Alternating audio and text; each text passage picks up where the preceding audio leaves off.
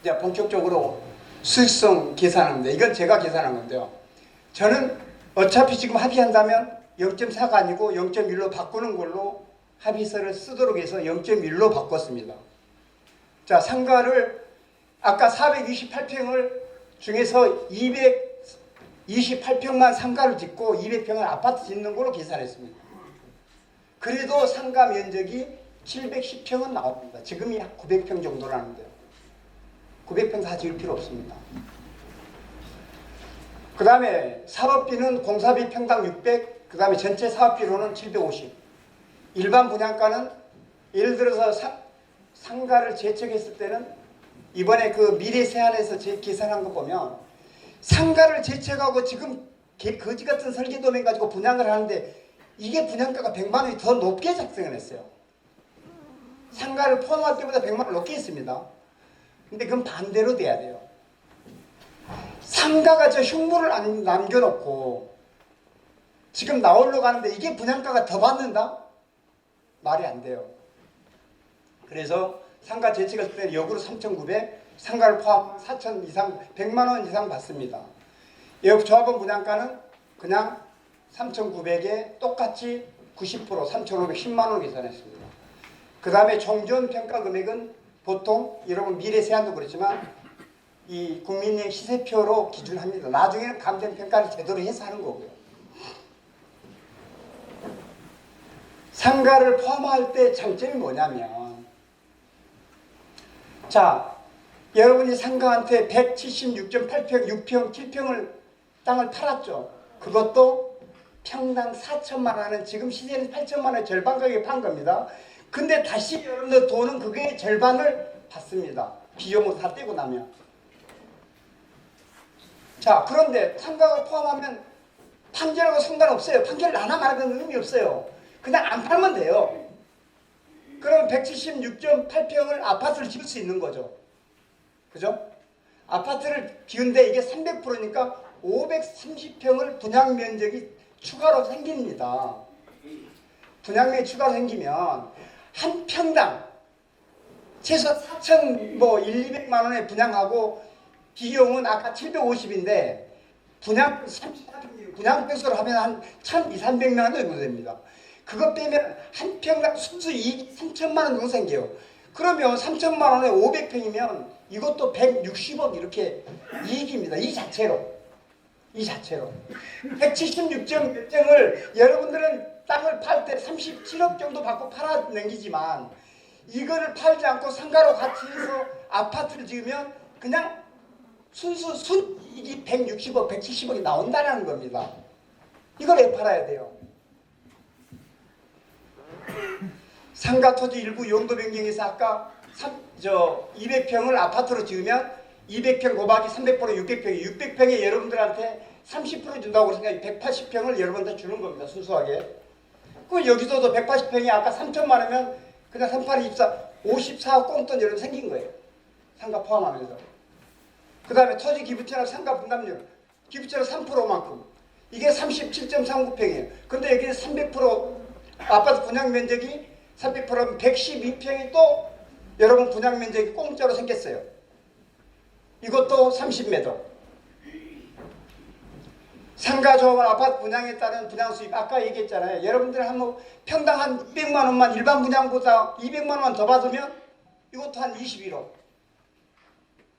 그 다음에 상가 포함했을 때 여러분들은 어차피 시공사 입찰할 때 대안 설계나 그 다음에 지금 문제 있는 설계를 보완하고 이 흉물로 남을 상가를 포함해서 세대수도 다만 한 50세 늘어나고 하면 최소한 평당 100만 원 이상 더 비싸게 분양됩니다. 이 돈이 한 110배더. 그래서 분양 면적으로 늘어나는 게 아까 530평, 180평, 112평, 822.5평이 늘어납니다. 순수하게 분양 평수가. 자, 그러면 분양 수입 보겠습니다. 아까 일반 분양을 822.57평에서 여기서 임대주택 69평 빼면 분양가를 4천만 원 분양하면 분양 수입이 301억 원이 추가로 분양 수입이 생겼어요. 그 다음에 임대 분양 아까 69평 이거는 그냥 뻥값으로 서울시한테 줍니다. 평당 800만 원. 그 다음에 5억 5천. 그 다음에 상가 아까 분양가 100만 원, 200만 원 정도 더 받으면 21억 7천. 그 다음에 아까 일반 분양 그 평당 100만 원 정도 상승한다고 그랬으니까 12,000평 일반 분양이니까 120억. 이게 합치면 449억이 상가를 포함해서 이익이 생긴 겁니다. 이익이. 그런데 이제는 상가를 포함해서 이렇게 면적이 늘어나면 지출이 늘어나죠. 822평은 지상층 분양평수기 때문에 지하주차장까지 포함하면 곱하기 170% 하면 됩니다. 그래서 750만 원 곱하면 104억 정도 지출이 생기고요. 그 다음에 토지 매각 대금이 여러분들은 37.44억 정도 못 받는 거니까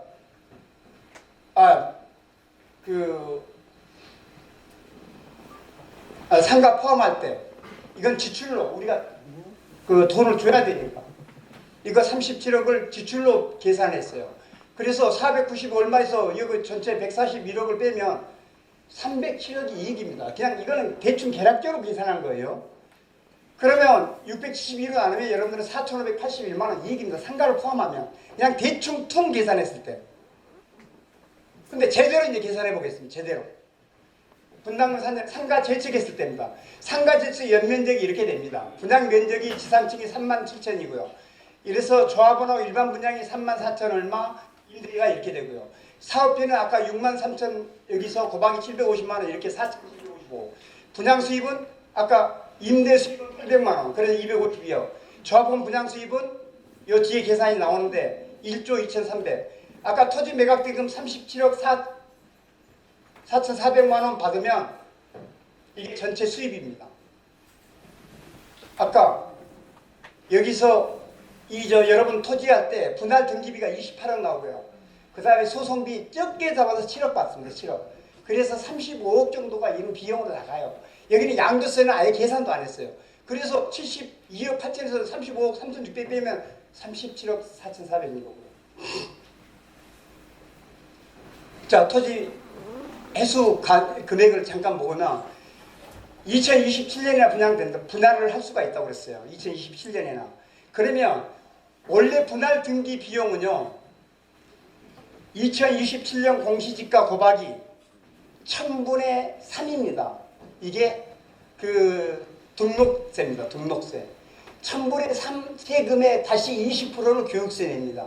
그 전체 두 개 합치면 1000분의 3.6입니다. 근데 2027년에 여러분 공시가격이 한 5,600만 원 정도 돼요. 이걸 곱하기 이렇게 하면 28억 나옵니다. 28억. 분할하는데 등기 비용만. 그 다음에 소송하는데 여러분 72억 8천에 이걸 지금 7년 동안 여러분들이 소송을 하든 경미를 하든 집을 떠는데 이거를 10% 안 받고 이 변호사 한다? 택도 안 얘기입니다. 지금 여러분들이 세대당 뭐 30만 원, 40만 원, 50만 원 그거는 그냥 거기에는 각종 소송비 인지 때 뭐 하나도 없고 성공사 하나도 없는 상태고 다른 어떤 예를 들어서 경매라든지 다른 소송비 다 아무것도 없는 상태가 지금 그거고요. 이제 본격적으로 계약하고 소송 들어가면 줄줄이 1인당 최소한 100몇십만 원, 최소한 100몇십만 원 내야 돼요. 이렇게 하면 자 양도세는 사실상 계산이 불가능합니다. 왜냐? 1가구 2주택자 있을 거고 이 아파트를 뭐 5억에 산 사람이 있을 거고 20년 동안 뭐 1억에 산 사람도 있을 거고 이러니까 계산하기 복잡해요. 못 계산해요. 그래서 이건 뺐어요. 그냥 이 두 개만 합쳐서 35억 3,600이에요. 이거 빼면 이만큼 여러분 받는 거예요. 근데 이걸 다시 176.6평으로 나누면 여러분들은 평당 2천만 원. 시세의 5분의 1 가격 주고 여러분들은 땅을 판 겁니다. 아까 34,7억 얼마인데 그냥 여러분들이 안 팔고 상가하고 같이 하면 그걸 아파트를 지었을 때 530평을 지으면 그냥 순수입이 160매덕, 170매덕이라고 그랬잖아요. 근데 여러분들이 지금 그것도 6년 뒤에 임금 받고 파는 거예요. 왜 이 짓을 해야 되죠? 아까 조합원 분양 수입입니다. 조합원하고 일반 분양 수입. 이건 계산식으로 해서 엑셀로 계산한 건데요. 이렇게 해서 이 1, 2, 3, 4, 4 아까 1, 2, 3, 4, 4 그래서 요거 세 개 다 하니까 1, 2, 6, 3, 4 자, 종전평가예요. 종전평가에서 상가를 제척했을 때는 여러분들이 72억만큼 토지가 빠지잖아요. 토지가 빠지니까 상가를 포함했을 때 마이너스 72억 8천만 뺐습니다. 종전금액을. 그래서 이거 종전금액이고, 종전금액이 1조 1,200억인데 이 비례율이라는 건 그냥 계산식입니다. 전체 분양 수입에서 빼기 지출, 사업비를 빼고 나누기 종전금액을 해서 곱하기 100% 하면 이게 비례율이라는 건데요. 이 비례는 뭐 70%든 80%든 90%든 큰 의미는 없어. 똑같은 결과입니다. 여러분들 이제 미래 생활에서는 83점 몇 프로 이렇게 있지만 문제는 이 종전평가 금액을 미래 세안의 얘기를 13억 얼마, 종전평가 금액이 줄어들면 비례율은 높아지겠죠. 그러니까 똑같다고 보면 됩니다. 프로테지가 중요하지 않다. 70.25%. 그래서 이 종전금액 곱하기 다시 권리가액은 종전감정평가 금액 곱하기 70.25% 하면 여러분 권리가액은 30평은 10억 6천, 뭐 12억 4천 이렇게 됩니다. 이렇게 했을 때 자, 조합원 권리가액이 10억 6,800, 12억 4,200, 13억 1,200. 여기에서 각 평형별로 분양가 아까 그 뭐 3,510만 원 평당 이렇게 해서 분양가 이게 권리가에서 분양가를 빼면 이게 파란색이 돈을 받는 거고요. 돈을 받는 거고 여기 마이너스 빨간색이 돈을 내야 되는 겁니다. 이게 소위 여러분들이 상가를 제쳐오고 나면 지금 예상되는 추가 부담금 표라고 보시면 됩니다. 사진 찍어도 됩니다. 근데 어차피 이거는 또 바뀝니다. 앞으로 2년 뒤에 3년 뒤에 여러분 이걸 다시 할 때는 정확하게 감정평가해야 되고 이제 전 세대를. 근데 계략적으로 이걸 한 거고요. 그 다음에 상가를 포함했을 때입니다. 이제 연면적이 늘죠. 상가를 포함한 면적이. 그 다음에 분양 면적도 당연히 늘죠. 임대 면적도 늘고. 그래서 이 지출, 사업비가 평당 750에서 좀 늘었고 분양 수입도 임대 800만 원에서 258억. 조합원 일반 분양 뭐 1조 2,800. 아까 상가 조합원한테 평당 200만 원 더 받았을 때 21억 7천. 이게 수입 전체. 그래서 1조 3천. 아까 1조 2,800이라는 게 분양 수입이었는데 여기죠. 12806. 그래서 3개 다음에 13086. 자, 국민시세표 그대로 적용했어요. 아까 상가를 제척했을 때는 여기 이 금액에서 72억 8천을 뺀 금액으로 전체 금액에서 계산하고 이거는 그냥 그대로. 그래서 이렇게 하니까 이거는 72.87, 약 한 3% 가까이 비례율이 높아졌습니다. 그래서 권리가액이 좀 높죠. 이렇게. 그래서 이 분양가는 똑같고요. 권리가액이 약간 높아졌으니까 어떻게 돼요? 분담금은 환급금은 늘고 추가 부담금은 줄게 되죠. 이게 상가를 포함했을 때 분담금입니다. 자, 이거를 상가 포함하고 제척했을 때를 이렇게 비교를 해봤습니다. 30평이 그냥 우리 보통 34평 기준으로 얘는 1억 2,800을 돈을 내야 되고요. 얘는 8,100을 내니까 얼마 차이 나죠? 4,700만 원 차이 나죠. 4,700만 원 차이 납니다. 자, 그런데 이게 47평 한번 볼까요? 47평은 여기 뭐 40평을 한번 비교해 볼까요? 4,800만 원 돈 냅니다. 제쳐가면. 근데 포함하면 700만 원 돈 받습니다. 이건 5,500만 원 차이 납니다. 당연히 큰 평수 갈수록 더 차이가 나죠. 예를 들어 54평 같은 경우가 뭐 예를 들어서 이 45평을 간다. 얘는 제척했으면 8,700만 원 돈을 내는데 이건 2,900만 냅니다. 여기 같은 경우는 거의 6천만 원 차이 납니다. 평균 여러분 세대당 5천만 원 이상 차이 납니다. 약이 없이. 그냥 이렇게 계산하면 돼요. 아까 총 수입에서 지출을 빼면 이익이 되는 거죠. 그 다음에 상가 포함해서 아까 이게 1조 3천에서 이거 빼고 그러면 이게 남아요. 자, 이 상가 포함해서 이걸 빼면 338.89억이 이게 이익인 거예요. 이게 이익이에요. 이거를 나누기 세대당 672로 나누면 세대당 5,043만원 이익입니다. 5,043만원. 여러분 돈 많아요? 그냥 상가 포함하면 5천만원 이익인데 왜 이걸 떼내고 와요, 여러분? 여러분 전부 다 부자들만 있나 봐. 옛날 조합원보다는 많이 떨어졌습니다. 왜냐? 조합원은 2019년도에 이게 총회 책자에 있는 건데 그때보다는 3년 동안 아파트가 많이 올랐거든요. 앞으로 더 오를 거겠죠. 상가 제철 화물 이걸 하나로 정리하면 어떻게 되냐면 수익성 아까 300 몇십억 이익이에요. 내가 볼 때는 세대당 5천만 원 이상 이익입니다. 설계 이건 보통이라고 보면 이건 개선됩니다. 엄청나게. 이거보단 좋아지죠. 동배치도 좋아지고 세대수 늘어나고 단위평면 좋아집니다. 사업기간 이거 중단 최소 3년 중단합니다. 약이 없이. 근데 얘는 더 빨라야 돼요. 원래 6개월에서 8개월이면 다시 여러분 정비계획 변경하고 이번에 건축시민 받는 건축시민 다시 받아야 되죠. 그런데 이 6개월 8개월 어차피 시공사 뽑으면 다시 설계 변경해야 된다고 그랬잖아요. 그때 같이 하면 돼요. 그럼 비용도 별도로 시공사 부담하니까 여러분들 비용 부담 안 돼요. 그 다음에 재건축 가격 어떨까요?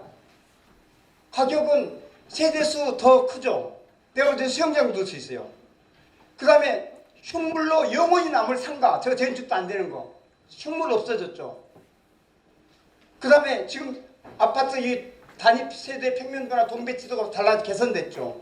당연히 상가 가치는 아파트 후에 아파트 가치는 가격은 높아지죠. 자, 그런데 조합이나 윤복수 씨가 뭐라고 그러죠? 상가를 포함하면 상가가 발목을 잡아 늦어진다고 합니다. 독립등산제로 아파트와 상가가 동등한 우월교를 가지고 상가 동의 없이는 사업이 불가능하다고 합니다. 절대로 일단은 통합하잖아요. 상가가 조합원이 51명이고 여러분 672명이다. 총회든 뭐든 거기는 51명의 권리밖에 없어요. 전부 다 1인당 하나의 한 표씩의 권리예요. 뭘 상가가 절대적으로 1, 아파트 672, 1대1이 아닙니다. 조합이. 그런데요. 여러분들이 쪽수가 많다고 해서 상가를 아까 같이 우습게 감정평가를 형편을 낮게 하고 총에서 쪽수로 밀어붙이면 그건 법이 허락을 안 해요. 그러니까 정상적으로 갈 수밖에 없어요. 쪽수가 적어도.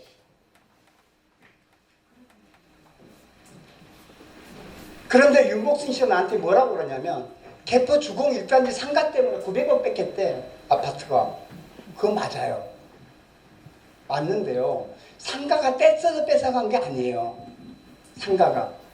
예를 들어서 이 주공 1단지가 크잖아요. 5천 몇 세대. 상가하고 합의서를 작성했어. 예를 들어서 0.1로 하기로 하고 뭐 상가는 어떻게 지어주기로 했어. 이게 이제 상가가 딱 조합 설립하면 이제 조합원이 딱 되는 순간 5,000대 상가 조합원 예를 들어 500명 10분의 1밖에 안 돼. 그러니까 총회에서 상가의 합의서를 싸그리 뭉개버렸어요. 뭉개고 사업시행 인가를 마음대로 설계를 마음대로 해버렸어요. 합의서를 무시해버리고. 그런데 예를 들어서 총회해도 상가는 10분의 1밖에 안 되니까 총회 통과되죠. 아파트 마음대로. 자, 이러니까 사업시행 변경 인가 받을 때 상가 조합원들이 구청한테 민원을 냅니다. 야, 얘네들이 이렇게 지어주기로 했는데 합의해놓고 지금 지 맘대로 하니까 사업시행 변경인가 내주지 마. 근데 보니까 강남구청도 이게 너무 심해. 말도 안 돼. 쪽수랑 밀어붙여.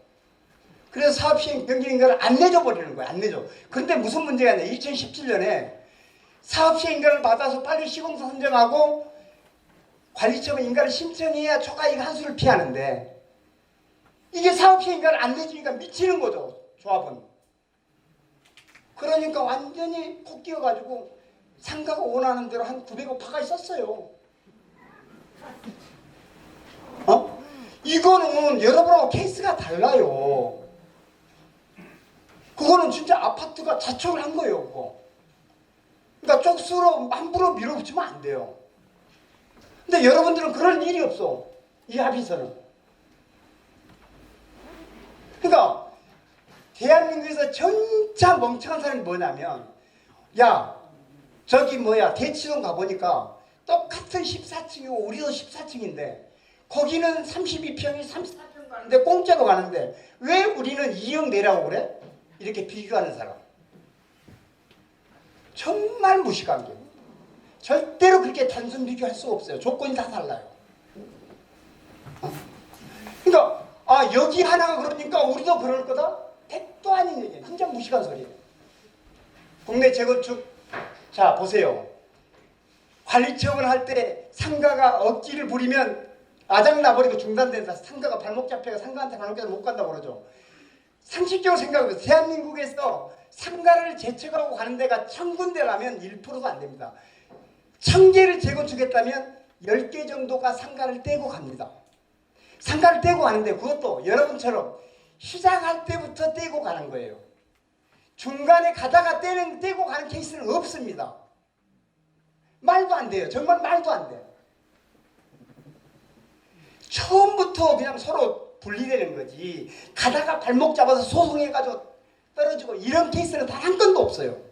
그리 될 수가 없어요. 그러면 지금까지 1000개 이상 재건축이 됐는데 1000개 중에 990개는 상가하고 같이 했는데 다 망했겠네요. 상가가 발목 잡아서. 진짜 무식한 일. 절대로 발목 못 잡아요. 발목 못 잡습니다. 아까 이런 합의서에 반하지 않는 이상 절대로 중단 못 시킵니다. 상가가.